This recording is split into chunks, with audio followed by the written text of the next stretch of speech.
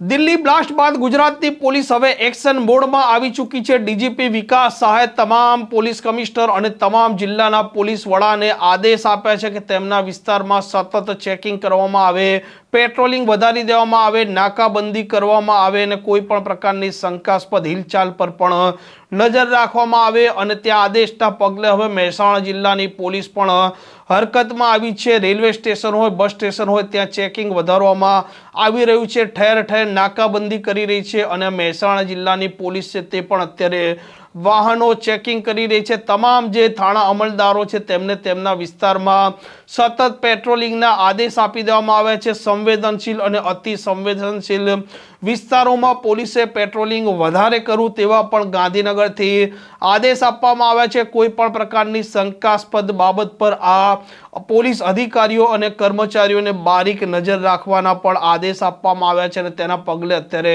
મહેસાણા જિલ્લાની જે પોલીસ છે તે પણ હરકતમાં છે અને સતત તે પેટ્રોલિંગ કરી રહી છે, નાકાબંધી કરી રહી છે અને દરેક પ્રકારની હિલચાલ પર પણ તે નજર રાખી રહી છે।